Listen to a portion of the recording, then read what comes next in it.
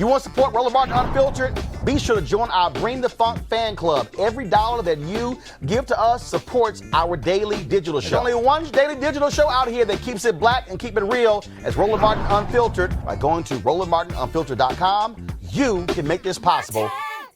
No temporary protected status for Bahamians affected by Hurricane Dorian. That is the decision by the Trump administration. Some 300,000 people in the United States right now from 10 different countries, including some folks from Haiti who are covered by that. Bahamians still be able to come here temporarily, but they will not be granted work visas. Let's talk about this with our panel there in Washington, D.C. Robert Patillo, civil rights attorney, also Amisha Cross, political commentator and Democratic strategist, and Rob Richardson, host Disruption Now podcast. Robert, Donald Trump talked about the need to help folks there from the Bahamas recover from that, but his comments the other day made it clear he really didn't care about them invoking gang members and folks who sell drugs.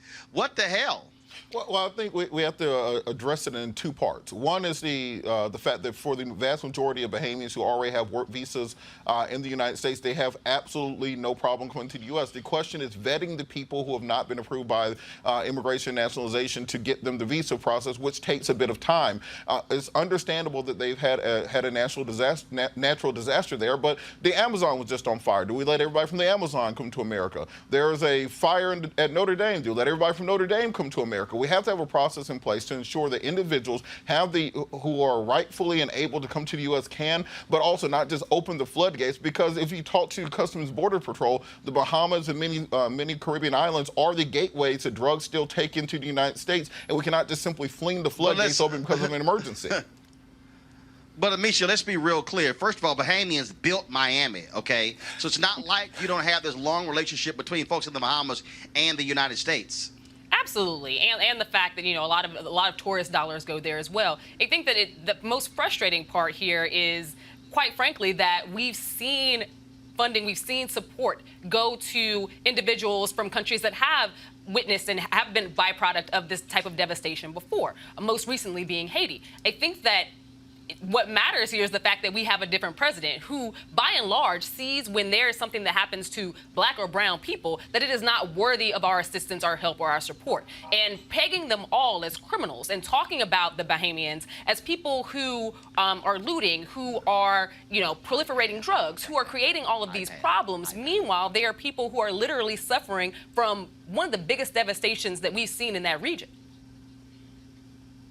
Rob, your thoughts? Yeah, so it's really a consistent pattern with this president. His first reaction to, as kind of like Amisha said, when anybody of color is suffering, when they're going through something, the first thing he does is just talk about how bad they are or just say that they're criminals as a way to really dehumanize them. So, the other Robert brought up the fact that if when Mount Notre Dame was burning, look, I have faith and confidence that from the president's response, he said we need to do everything possible. He even talked about funding. His response here, when people were in need, was to say, well, there's very bad people over there. We don't want them over here. It's just a continuation of this pattern of dehumanizing people of color. So it's no surprise to me. It's just who this president is.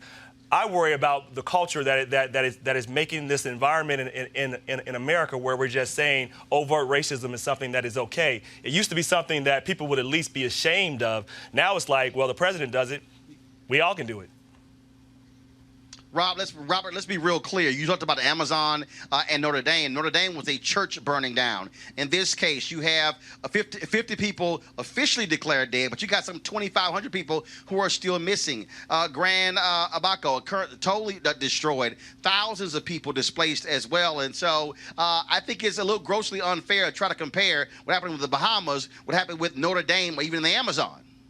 Well, those are just two recent examples of disasters that have happened. We still have to have an immigration process. We have to have an immigration process in place. Notre Dame was not a natural disaster. That was a church burning. Okay, which is why I said disaster. So if you want to compare it to the Amazon, if you want to compare it to a volcanic eruption, the point is we still have to be able to control our borders while still assisting humanitarian aid. And with the reference to what happened in Haiti, I think that's one of the primary very things we need to keep an eye on to make sure that the aid dollars that are going to the Bahamas, Michael Jordan pledged $1 million, Tyler Perry's pledged $1 million. There are millions of dollars flowing in. We have to make sure that money gets to the right hands. It is not squandered by the Red Cross. It's not squandered by the Clinton Foundation. It's not taken by these NGOs. We have to make sure that we push that money to the right people instead of like what happened in Haiti, where these big organizations take the money and it never gets to the people. The Clinton Foundation? Okay. That was good.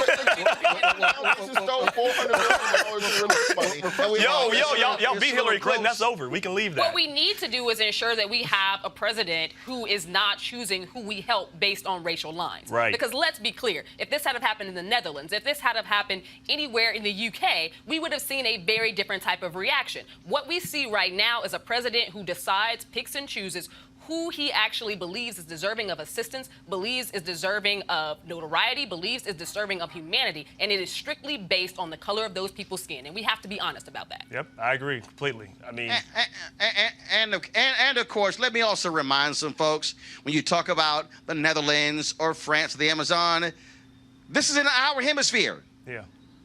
Okay, so it's not like we're talking about something that's across the Atlantic Ocean. These are folks who are just off the United States shore. And there are a number of Bahamians who are right here in the United States, especially in South Florida. Absolutely, and we're talking about a place that is one of the top 3 tourist destinations for Americans. We're not just talking black Americans, we're talking all Americans. So if it was so dangerous, if people were such criminals, then why in all hell would we be going there on a regular basis and spending all of our dollars? Yep. No, I agree. And look, this is consistent. You think about what this president did with Puerto Rico and how he just dehumanized people. People forgot that Puerto Rico is in America. And because they're people of color, we can dehumanize them, and it just shouldn't be acceptable. I just don't know how we got to this place where a president, this is not a Democrat-Republican thing. Like, I don't think George W. Bush I disagree with a lot. I don't see him doing this, though. This president is unique in that, and he's taken the whole Republican Party with him. They've embraced openly overt racism and just said, we're going to just dehumanize people simply because they're people of color. But after Katrina, didn't everyone say George Bush doesn't care about black people? Wait, that was Kanye. That was Kanye West. He's with you now. Kanye's with you now. Most people you can have agreed Kanye's with on that the team. statement at the time. As I said, let's monitor and make sure the money that's being donated gets to the right people. But let's be real clear here, Robert. What happened there with Katrina, we saw the reaction. Michael Brown was awful. Brownie, you're doing a great job. So they were slow in terms of what they were doing, the response to Hurricane Katrina. That's we know what happened there. But again, you have President Bush didn't come out and his say, drama. But President Bush didn't come out and say, like, there's very bad people there, so we're not going to help them. I mean, he just did it without saying it. He had a bad FEMA appointee. Yeah, he was incompetent. No, George Bush was just a bad president. George Bush was just a bad president, did bad things, and was incompetent. And now we have an incompetent and racist president. So let's fix those things going forward. Yeah, well, I agree. We need to get rid of this president. He's both incompetent and racist, so yes. Well, we certainly have an incompetent president, and of course, and somebody who absolutely does not necessarily want black folks in this people of color in this country. All right, folks, back to our Roland Martin Unfiltered video in just one moment.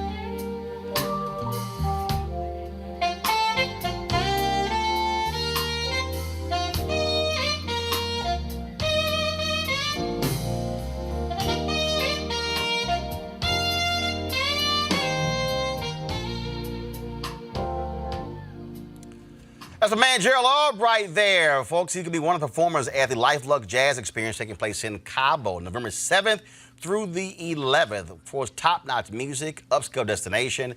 Got a week-long of events planned at the Omnia Day Club, Los Cabos, nestled in the Sea of Cortez and the celebrity playground of Los Cabos, Mexico. The Luxe Jazz experience offers the ultimate getaway for jazz aficionados. Folks, it's going to be food, alcohol, fine, like I say, golf, spa, health, wellness, all that good stuff. I'll be broadcasting Roland Martin Unfiltered from there that Thursday and Friday. The second annual Luxe Jazz experience also will include mini concerts, the Spirit of Jazz Gospel Brunch, and Jazz Sunset Cruise. The confirmed guests, comedian actor Mark Curry, as I said, Gerald Albright, Alex Bunyong, Raul Madan, Incognito, Pieces of a Dream, Kirk Whalum, Average White Band, Donnie McClurkin, Shalea, Roy Ayers, Tom Brown, Ronnie Laws, and Ernest Quarles. For more information, visit lifeluxejazz.com, LifeluxeJazz.com. Again, like I said, November 7th through 11th. You want to book your package now, of course. That way you can lock in the cheapest airline flights. We're going to have a great time down there. That's why folks are cold in Northeast as well as the Midwest. We'll be chilling in the sun in Cabo. So lifeluxejazz.com. Now back to your Roland Martin Unfiltered video.